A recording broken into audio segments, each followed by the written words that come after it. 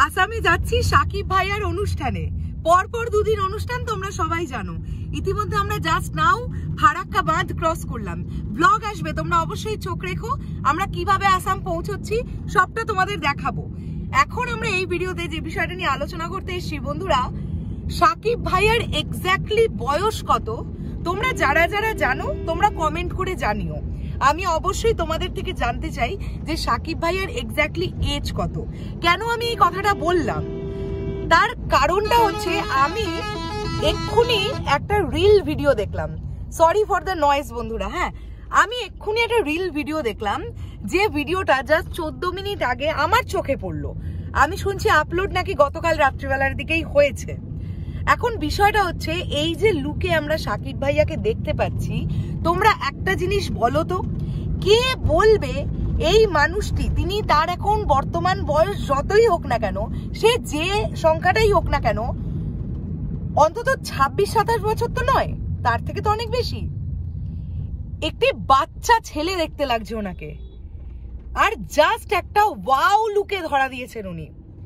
রাজকুমার ছবিতে আমরা যতদূর যা জানতে পারছি, শোনো তোমাদেরকে একটুখানি বলি, প্রবাসীদের গল্প থাকবে এই ছবিতে, এবং এটা আমি তোমাদেরকে এক্সক্লুসিভ একটা আপডেট দিলাম, ধরে নিতে পারো। রাজকুমার মুভিতে প্রবাসীদের গল্প কিন্তু থাকতে চলেছে, এবং সাকিব ভাইয়ার যে ক্যারেক্টারটা, সেই ক্যারেক্টারটার এজ 30 বছরের মধ্যে, তার থেকে বেশি নয়। যেরকম ওনাকে দেখতে লাগছে, ক্লিন শেফে, একটা রেড কালারের সানগ্লাস পরা আমরা ওনাকে দেখতে পাচ্ছি এই রিল ভিডিওটার মধ্যে। অবশ্যই আমি লিঙ্কটা দিয়ে রাখবো কমেন্ট বক্সে, তোমরাও যাতে দেখতে পাও। জাস্ট দেখো উনি নিজেকে কিভাবে মেনটেন করেছেন, যে এক লহমায় প্রায় 15 থেকে 20 বছর বয়স ভাই কমে গেছে। মানে মনে হচ্ছে জাস্ট একজন 26-27 বছরের ছেলে উনি। ওনাকে যেরকম দেখতে লাগছে, ওনার ফিজিক যেরকম, ওনার লুকটা যেরকম লাগছে, আমরা দরদের সময় শুট থেকেই দেখেছি যে উনি নিজেকে লিন করছিলেন।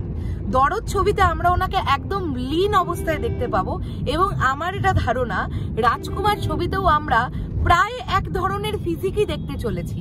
কেননা এই যে ছেলেটির গল্প বলবে রাজকুমার, মানে রাজকুমারের সিনেমাটার গল্পটা যে ছেলেটিকে কেন্দ্র করে, অর্থাৎ সাকিব ভাইয়ার ক্যারেক্টারটা, তার বয়স কিন্তু বেশি নয়।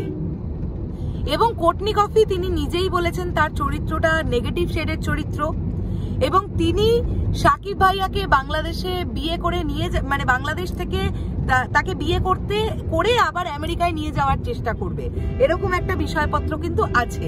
এবং আমি তোমাদেরকে বলে দিলাম, এটা প্রবাসীদের গল্প বলবে এই ছবিটা। এ বাদে আর কিভাবে কন্টেন্ট সাজানো হয়েছে বা গল্প লেখা হয়েছে সেটা আমাদের পক্ষে জানা সম্ভব নয়, আমরা জানতেও চাইছি না। কিন্তু আমি যতই সাকিব ভাইয়াকে দেখছি, আমি ওনার মেনটেনেন্স দেখে অবাক হয়ে যাচ্ছি। উনি নিজেকে যেভাবে মেনটেন করেন, আমি সত্যি ভাবছি যে একজন সুপারস্টারের এরকমই হওয়া উচিত। আমার খুব ভাল লাগছে যে উনি এতটা মেনটেন্ড। এবং কে বলে ভাই, যারা হেটার তারা বলে যে ওনার নাকি প্রেস সম্পর্কে সচেতনতা কম। কিছুদিন আগে শুনছিলাম, আমি বুঝে পাই না যে ভাই তোমরা এই সমস্ত কথা বলার আগে বাকি সব গল্প বক্স অফিসই বলুক।